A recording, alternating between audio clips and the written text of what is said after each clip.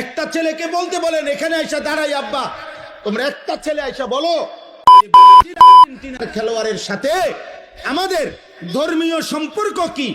যদি ধর্মীয় কোনো সম্পর্ক না থাকে তো আমাদের রাষ্ট্রীয় সম্পর্ক কি? বাংলাদেশের অর্থনীতি, সামাজিক, বাংলাদেশের উন্নতি, প্রগতি, আধুনিকতার জন্য শুধু মাতৃভূমির মায়াও যদি থাকে, একটা নাফরমান বল বেটা এখানে দাঁড়ায়া আর্জেন্টিনার খেলোয়াড়ের সাথে আমাদের বাংলাদেশের উন্নতির কি সম্পর্ক বল? ইসলাম তো আছে নাই, রাষ্ট্রের বলেন, রাষ্ট্রের বলতে বলেন এ দেশের উন্নয়নে কথা বলেন না, আমাদের সাথে ওদের কি কি লেনদেন বলেন আঙ্কেল, বলো না আব্বা। হ্যাঁ, একটা কথার বুঝায় কও যে একটা যুক্তি তো থাকবে। হুজুর, এই ফুটবল বিশ্বকাপে যদি আমরা ব্রাজিল আর্জেন্টিনার পক্ষে ব্যাপক লাফাইতে পারি, বিনিময়ে ওই দেশের লোকেরা যদি আমাদের প্রতি সন্তুষ্ট হয়, তাহলে আমাদের দেশের রেমিটেন্স বেড়ে যাবে, আমাদের দেশের তেল বেড়ে যাবে, আমাদের দেশের উন্নতি বেড়ে যাবে। একটা কিছু তো হবে, সেটা কি বলো না আব্বা, বলো। কাতার বিশ্বকাপে প্রধান আলোচ্য বিষয় ছিল, আমরা স্পষ্ট পত্রিকায় দেখছি, এখনো পিছনে সার্চ দিলে পাওয়া যাবে, কাতার বিশ্বকাপে প্রধান আলোচ্য বিষয় ছিল মদের বোতল। কাতার সরকার আইন করছিল স্টেডিয়ামের ভিতরে মদের বোতল সরাসরি খাওয়া যাবে না। এটা নিয়ে সারা বিশ্ব, ইউরোপ তখন বিতর্ক করছিল যে না, এটা স্বাধীনতায় হস্তক্ষেপ, যেখানে অবাধ মদের বোতল। বিশ্বকাপের সময় সরকারি ওরা হিসাব দিছিল ওই দেশে যে যে পরিমাণ আয় হবে, রাষ্ট্রের আয়, এই আয়ের যে খাতগুলো দিছিল আমি নিজ চোখে দেখছি, সেই খাতের একটি খাত হলো যে পরিমাণ হোটেলে ভাড়া দেওয়া হবে, যে পরিমাণ বৃত্তি হবে, বিক্রি হবে, ওইখান থেকে রাষ্ট্র বিশাল বড় টাকা আয় হবে, ওইটা একটা বড় খাত। আমি এই চোখে, আমি দেশে থাকি, আমরা সাদের দেশে থাকি না, আমি জেনারেল লাইনে পড়ালেখা করা ছেলে, আমি কুমিল্লা ভিক্টোরিয়া কলেজ থেকে মাস্টার্স পাস করছি, সরকারি কওমি 2 লাইনে মাদ্রাসার থেকে পড়ালেখা শেষ করছি, আলহামদুলিল্লাহ। এজন্য বলছি দোস্ত, পৃথিবীর খোঁজ খবর আমরাও রাখি, ইউরোপের প্রতিটা পদক্ষেপ আমরাও খবর রাখি। বলো না আব্বা, তোমরা ইনসাফের সাথে বলো, একটা ছেলে, এই একটি ফুটবল বিশ্বকাপকে কেন্দ্র করে কি পরিমাণ জুয়ার খেলা হবে, এক এক খেলোয়াড়ের নামে, দলের নামে কত কোটি কোটি ডলার জুয়া হবে, বলেন বলেন। খেলা হইল ফুটবল, কিন্তু 3 দেশে 3টা উদ্বোধনী অনুষ্ঠান হবে, 3 দেশের সম্মিলিত আয়োজনে 3টা উদ্বোধনী অনুষ্ঠানের মধ্যে কি নাচবে, তো নারীর নাচের সাথে ফুটবলের কি সম্পর্ক বলো না ভাই, ইনসাফ করো আব্বা। নর্তকীর নাচের সাথে ফুটবলের কি সম্পর্ক বলেন। এমন দুনিয়ার বেশি দিন থাকতাম না, এই জন্য চিন্তা করছি কইয়ে যাই না, বুঝেন না? কে এর ষড়যন্ত্র করবো, কে হুমকি দিব, কে ধমকি দিব, যে যেটাই করবো হোক, কোনো অসুবিধা নাই। গুলি করুক আর গুম করুক, খুন করুক আর জখম করুক, যে যেখান থেকেই মেরে ফেলুক, শেষ পর্যন্ত আল্লাহর কাছে ফেরত পাঠাবে, ফেরত পাঠাবে না। আর ওই মালিক জুলুম করবে না, তিনি ইনসাফ করবে। তিনি তো দেখছেন, তার জন্য বলছি কিনা, তার জন্য বলেছি কিনা। দুনিয়া খুব কেয়ারফুল থাকলেও মরে যায় একেবারে খুব। আমি আমার পরিচিত একজন করোনার সময় 4 তলা একদিনের জন্য নামে নাই, ওনার পরিবার বলছে উনি মারা গেছে, আর হচ্ছে শুধু হুজুর একদিন বিকাশে, আরে মোবাইলে কোনোভাবে টাকা নাই, কেউ ফোনটা ধরতেছে না, শুধু নিচে বিল্ডিং এর ওনার নিচতলার সামনেই দোকান, নাইমা দোকানের শুধু কইছে টাকা দিত, সাথে সাথে উঠতে গেছে। এই সময়ে করোনা ধরে লাগছে না, উনি মরে গেছে। সর্বোচ্চ সতর্ক অবস্থায় উনি মারা গেছে, অসতর্ক অবস্থায় কোটি কোটি মানুষ মরে নাই। বোঝেন নাই কথাটা? তাহলে মূলত সতর্কতা অসতর্কতা সতর্ক থাকতে নিষেধ করি না, কিন্তু মূল কথা হলো 3 বেলা নিয়মিত খানা যে খায় তারও মৃত্যু হয়, অভুক্ত যে থাকে তারও মৃত্যু হয়। মৃত্যু কারোই থামে না। এই জন্য আমি শুধু এতটুকুই বলতে চাই, আমরা সবাই মিলে, আব্বা যারা বয়স্ক আছেন, বাবা আছেন, যারা অভিভাবক শ্রেণী আছেন, আপনারা যদি এই মানুষের পরিচর্যা না করেন, শুধু বিল্ডিং দালান, সোফা খাট ফার্নিচার, শুধু ছাদ ঢালাই, এই দুনিয়ার এই সম্পত্তির আসবাবের পরিচর্যা করিলে এই সমাজ নিরাপদ থাকবে না আব্বা। এই সমাজে বেঁচে থাকা কঠিন হবে।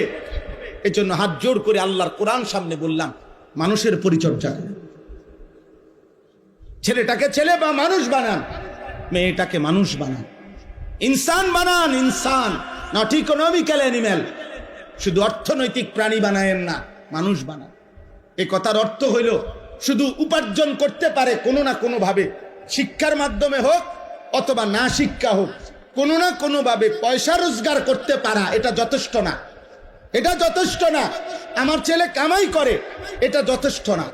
আমার মেয়ের জামাই রোজগার করে, এটা যথেষ্ট না।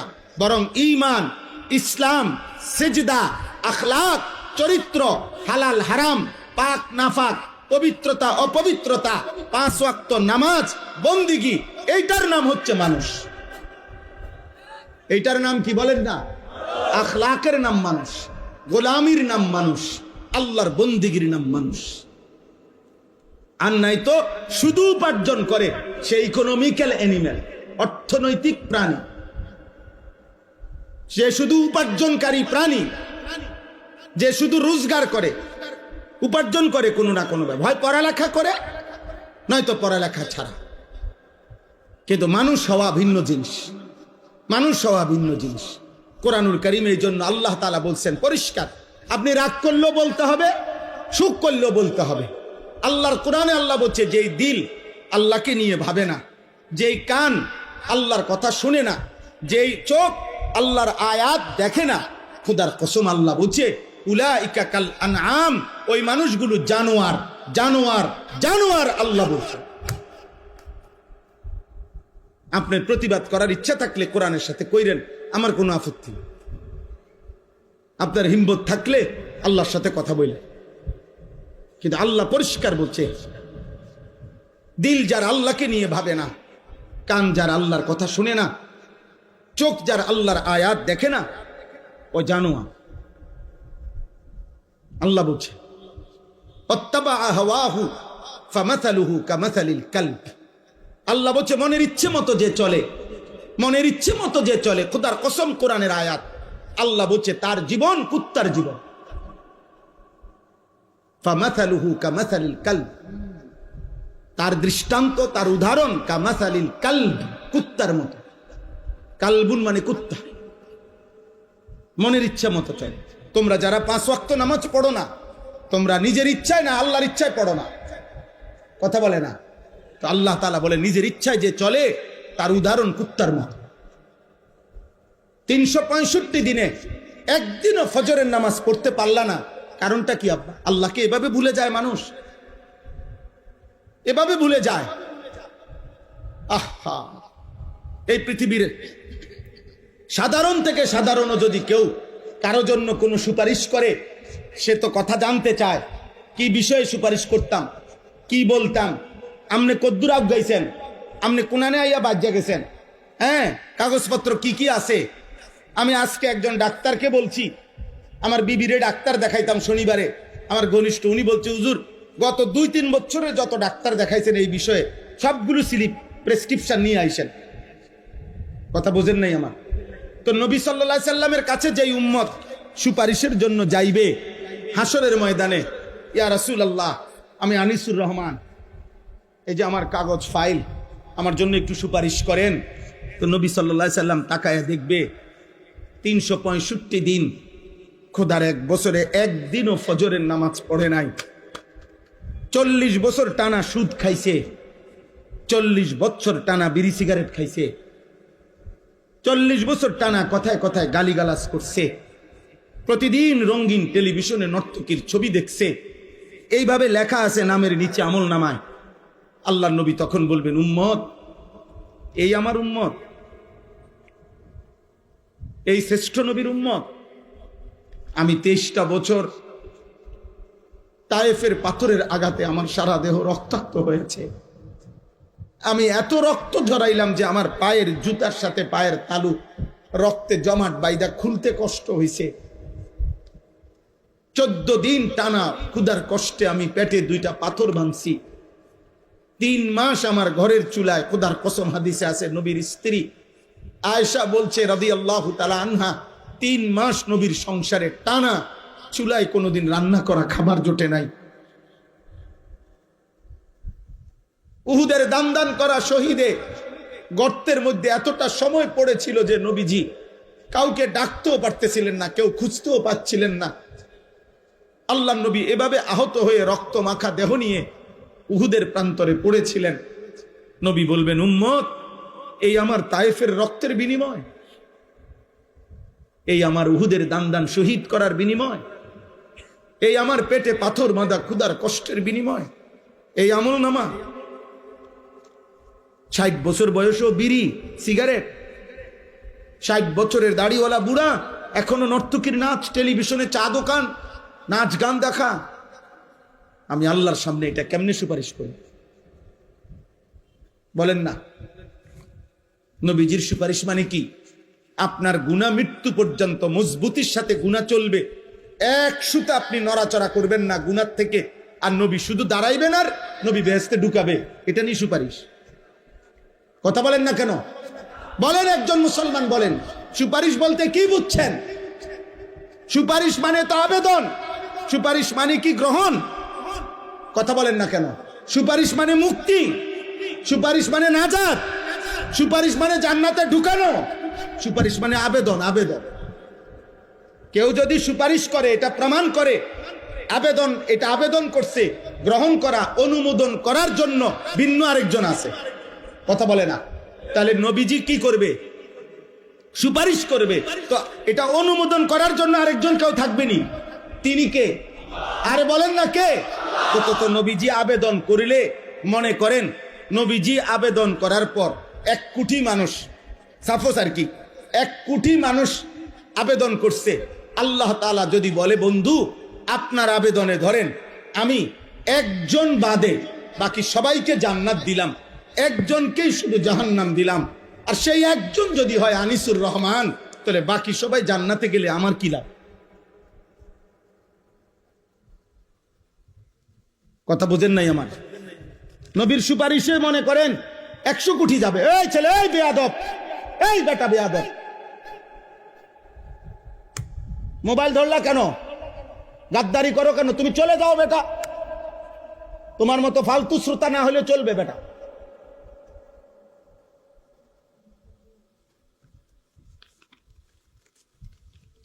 জি বাবা, আপনারা ধরে বুঝান আপনাদের ছেলেদেরকে, বলেন একটা লোক যদি, একজন, আরে ভাই একজন, আমি যদি জাহান্নামী হই, যারে আল্লাহ জাহান্নাম দিবে সে যদি আমি হই, বাকি সবাই যদি জান্নাতে যায়, আমার কি লাভ?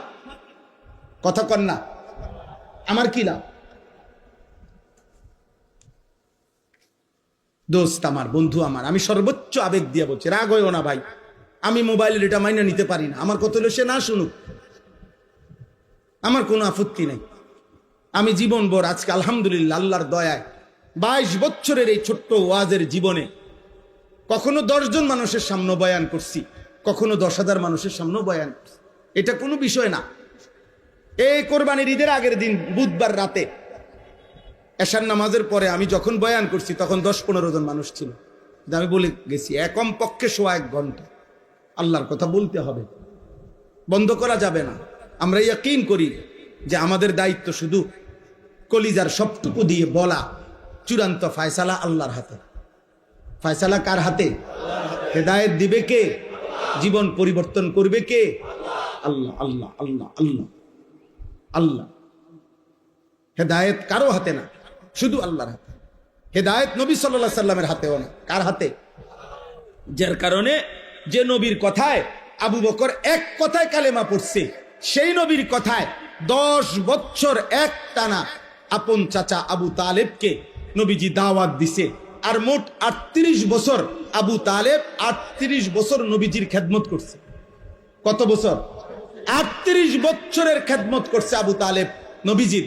আর নবীজি 10 বছর তাকে কালেমার দাওয়াত দিছে, কিন্তু মৃত্যু হয়েছে ঈমান ছাড়া, কারণ আসমানওয়ালা রব ফয়সালা দেয় নাই। বলে নবীজি কাঁদছে, চোখের পানি ফেলছে, ফেলে নাই? বুখারীর riwayat, কুল লা ইলাহা ইল্লাল্লাহ কালিমাতান আশহাদু লাকা বিহা ইনদাল্লাহ। আল্লাহর নবী বলছে, চাচা একবারের জন্য কালেমাটা পড়েন, একবার শুধু বলেন চাচা, আপনি শুধু বলে রাখলে হাসরের ময়দানে আমি আপনার জন্য আল্লাহর নিকট সাক্ষ্য দেব। হাদিসের মধ্যে আছে, আবু তালেব নবীজি ফালাম ইয়াজাল বারবার বলতেছিলেন, আর আবু জাহেল আর উমাইয়া ইবনে খালফ এই দুইজন কাফের বারবার নিষেধ করছিল। দুই পাশে দুইজন, এ পাশে নবীজি, এ পাশে দুইজন কাফের, আবু জাহেল এবং উমাইয়া। এই দুইজন বলতেছে, আবু তালেব বাপদাদা পূর্বপুরুষের ধর্মের মূর্তি পূজার বিরোধিতা করিস না, বেজ্জতি করিস না।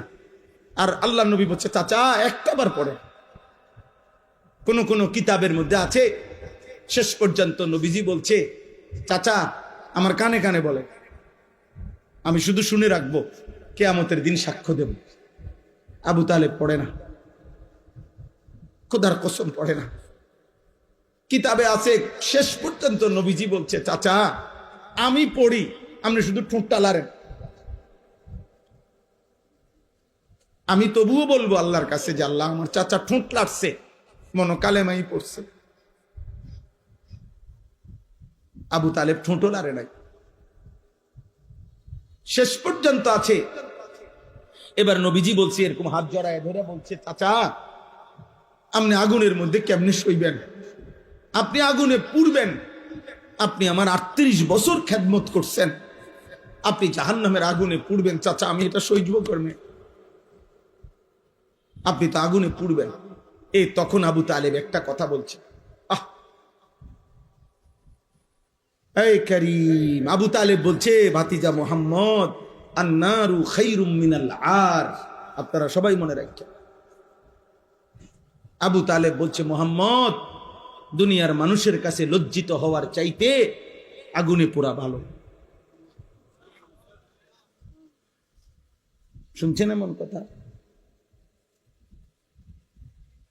আন্নারু খায়রুম মিনাল আর, কিতাবের আবার বলছে, মুহাম্মদ প্রয়োজনে জাহান্নামের আগুনে পুড়ব, কিন্তু সমাজের মানুষের কাছে বেজ্জতি হইতে পারতাম। অসংখ্য বাবা মার হিসাব তো এটা। 3 দিন ধরে বিয়া বাড়িতে ডেকসেট বাজতে আছে, এবারটার কথা হইল প্রয়োজনে হাসরের ময়দানে জাহান্নামের আগুনে পুড়মু, কিন্তু জিফুত নায়নাতুরের কাছে বেজ্জতি হইতে পারতাম।